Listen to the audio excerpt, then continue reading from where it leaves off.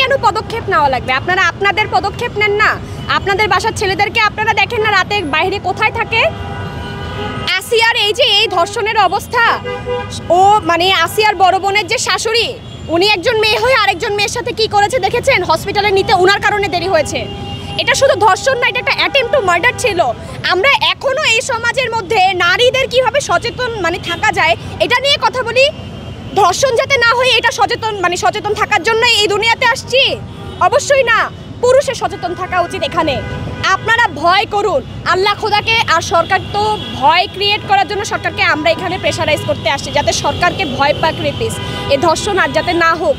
এই যে নারীদের পদক্ষেপ, সচেতনতা মানে নিশ্চিন্ত থাকার বিষয়গুলা, কি পদক্ষেপ নিলে, কি স্টেপস নিলে বা কিভাবে চললে আসলে মানে আমরা রেপড হব না, এ ধরনের চিন্তা আমরা চাই না।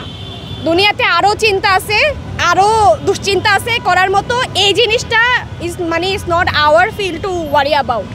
আমরা এই চিন্তা নিয়ে থাকতে চাই না। এই চিন্তা নারীদেরকে করার কথাই না। পুরুষরা যেভাবে সাহস পাচ্ছে, আপনারা পুরুষদেরকে প্রশ্ন করেন যে ওরা কি করলে, ওরা কিভাবে চললে নারীদের ধর্ষণ হবে না। আপনারা প্রোটেক্ট করেন, আপনারা তো আমাদের প্রোটেক্টর, তাই না? পুরুষ হিসেবে তো পুরুষ নারীদের জন্য হয়েছে প্রোটেক্ট করার জন্য, আপনারা আমাদের প্রোটেকশন দেন। আমরা কেন নিরাপত্তা নিয়ে চিন্তা করব? আমরা কেন পদক্ষেপ নিব? এটা খুবই দুঃখজনক যে আমাদের এখনও মানে আমরা কিভাবে চললে বা কি করলে আর কিভাবে চললে। কয়েকদিন আগে একটা মেয়ে ওড়না, এর থেকে আর কি আছে? ওড়না নেওয়া, আরেকজন হ্যারেসার এসে বলতেছে আপনার ওড়না ঠিক নাই। কিভাবে চলবো? আর কিভাবে চলবো ভাই? একটা বোরকা পরা মেয়েও রেপড হচ্ছে, কি করব আসলে? পয়দা হওয়া বন্ধ করে দেয়। আমাদের প্রবাবলি সবচেয়ে বড় ভুল হচ্ছে মেয়ে হয়ে জন্মানোটা, কারণ আমরা কোনো কিছু করলে ধর্ষণ বন্ধ হচ্ছে না। এই ঈদে জামা জুতো অ্যাকসেসরিজের ডিসকাউন্ট। ওর বুকে কি আছে? ওর তো শুধু জনি ছিল, একটা জনি থাকা অপরাধ। সে কিভাবে চলবে?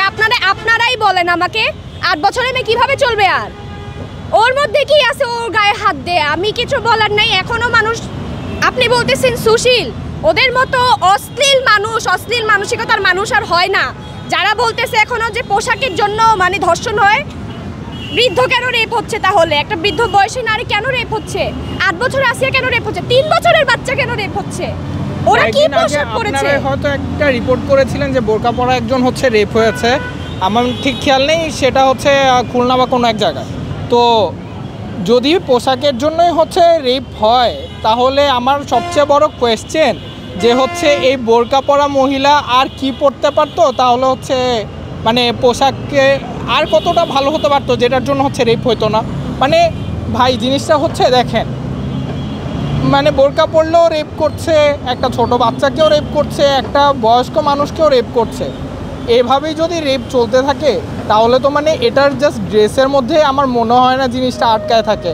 আপনাদের যদি এইটুকুতেই হচ্ছে একদম এত ফিল উঠে যায় ভাই, তাহলে তো প্রবলেম।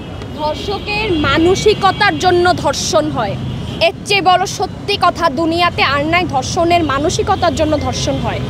নারীর পোশাক, নারীর কোনো পদক্ষেপের জন্য ধর্ষণ হয় না।